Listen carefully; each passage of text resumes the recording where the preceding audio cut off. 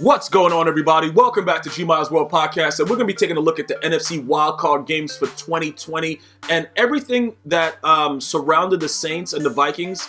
It came down to the last call in OT, where clearly, Rudolph goes up and he just does whatever he wants, and he gets a touchdown. Was it a push-off? Was it pass interference? Listen, this is the situation that everybody has to understand. Why did the game come down to this? Okay, this right here going into OT, I understand that it looks wild. That little dude is not like when you see a tight end lined up wide, right? Let me just explain what you're supposed to do. If you don't have a corner that has the height, you have to double team that player. We've seen it like all the time. Remember when Plaxico Burress did it with the fade route with the Giants when they beat the Patriots?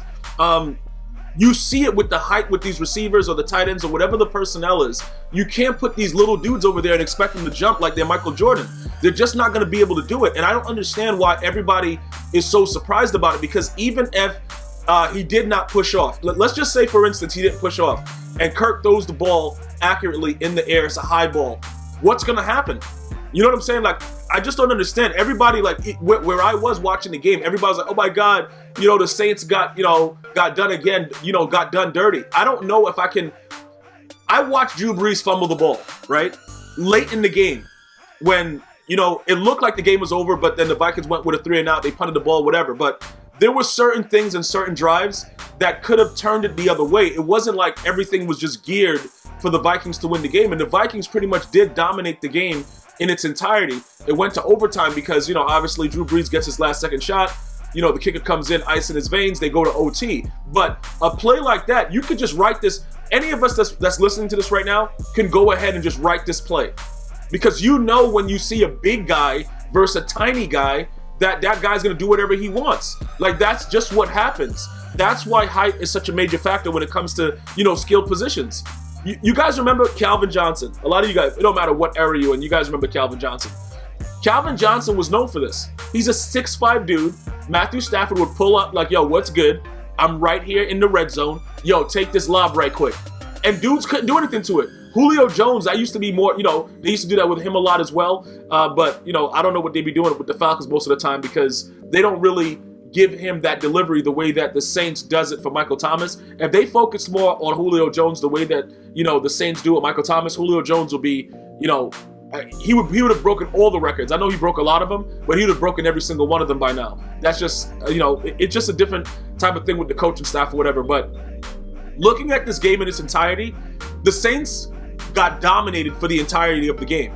All right, they fought back, they did what they had to do, they came in, but they made a lot of mistakes.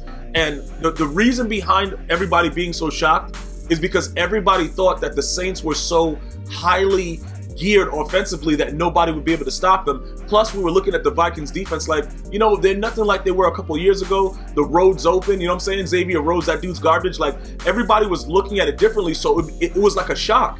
It was a shock to see this stuff happen. Danielle Hunter, like, going back to that fumble. For me, when I saw that happen late in the game, I knew the Saints were going to lose. It was just in my heart, like, what is Drew Brees doing? Did he just really fumble that ball? And then when they went with a 3-and-out, I'm like, okay, it's still a chance. This is Drew Brees. We know he's the most accurate quarterback in the history of the game. It's going to be a chance, but it was critical plays. The fumbles that happened, it was too much. It was too much. Realistically, they should have just kept Taysom Hill in there just running around, because the dude looked like he was juiced. I don't know what was wrong with him. Like, you couldn't tackle that guy. I don't know what was happening in the game with that, with some of the plays that he came in and he did. But just analyzing the game overall, I sat at the edge of my seat, because we spoke about this over at GmiasWorld, where we do gaming and stuff like that. For those of you guys that have subscribed to me on YouTube at GmiasWorld, we spoke about it earlier during one of my live streams. I didn't know what to think about the Vikings' identity, because going into the playoffs, it didn't look like they were defensively ready. And when the game started and the way they were playing the Saints, I was like, yo, is this the same defense we've been looking at towards the second half of the season? Because in my opinion, they weren't playing anywhere near, that whole defensive craziness they were a couple of years ago. And they just turned it on in this game. So all of us that were watching this game were shocked. You guys are acting like, everything went according to plan and the refs just cheated them. I would be totally honest. Certain calls, you were like, all right, you know what? It's crazy. And then Saints fans are going to still argue this, but I do believe that most Saint fans are going to say, if the Saints were going to win this game, they should have just played a lot better. You know what I'm saying? Like, they should have came out, they should have played a lot better, because defensively the Vikings were able to stay with them. And that was the biggest thing about, you know, the Saints, their offense. You know, like, defensively they weren't really as impressive. Lattimore got dotted on that key play, you know, to even get the game to where it was. You know what I'm saying? So everything was changed. It wasn't like they were the same Saints defense. So you have to analyze that and look at it. Now, when you go back to the push-off, I will agree it was clearly a push-off, but the refs are not going to call that on such a big play. And like I said, if it was like a smaller guy and it was like more evenly matched up, I think the refs call it. But because he's so big, you know, it was no way. Like, the guy jumps up and the guy's not even nowhere near, like, he's not even in his stratosphere when he jumps up to get the ball. And you might say, yeah, but he pushed him off. It wasn't like he pushed him and the guy fell to the ground. Now, look, if he pushes him and the guy does an acting job and falls to the ground, he probably gets that call. That's what a lot of the undersized corners do. But I just think he realized, like, bro, it's no way. It's like you being the big brother and you're playing basketball outside with your younger brother. All of us has done that. If we have siblings, I've done it. You got your younger brother there and you just holding him down with one hand and you just, you know, just putting the ball in the hoop. That's pretty much what happened. There was nothing that defender could have done to stop that. I don't care if he doesn't push off, if he push offs, but you guys have a point with the fact that, you know, it could have been a push off. But I'm just saying, jump balls has been a thing for a while. We haven't seen it as much, you know, going into, you know, current seasons, but it's a huge thing. And height is always a factor with those type of situations. Now, jumping onto the Seahawks and, you know, the Eagles, I already knew the Eagles coming into this game, it wasn't going to be pretty. Why? Because I know the Eagles are injured. People don't really understand how important it is to have, you know, your receivers out there until you watch Tom Brady lose to the Titans. So Carson Wentz obviously had a head injury. It didn't work out pretty well for him. You know, the backup comes in. It's like it's going to be the same thing with a different quarterback. Only thing, the backup wasn't Nick Foles. All right. So let's just go ahead and analyze Carson Wentz.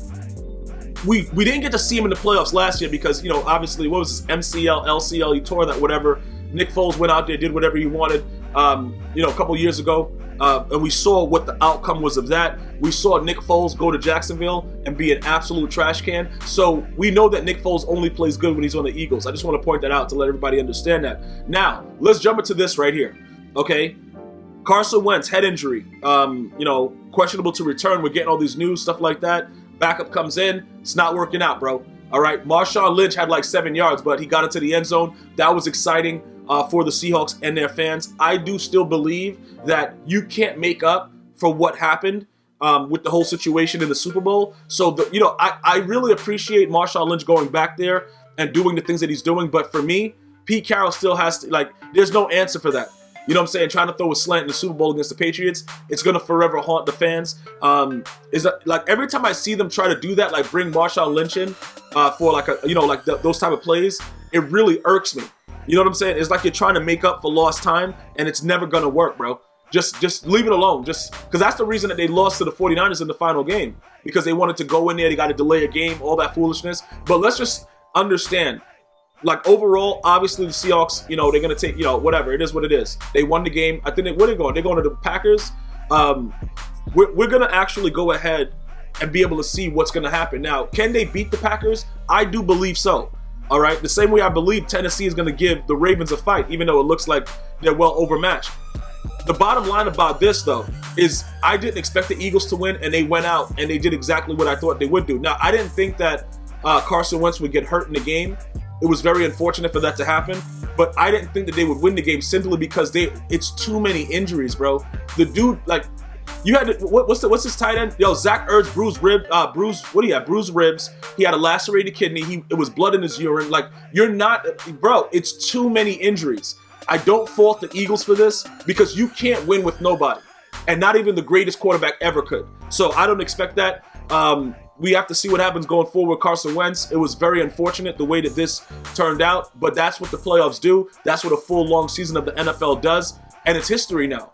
You know what I'm saying? We go to the divisional round. The matchups are crazy. I want to know what you guys think about the current matchups coming in. We may do a special video about what I think going forward, and we'll touch base with that. But it was an exciting weekend of football. I want to thank our troops all across the world, protecting our freedoms.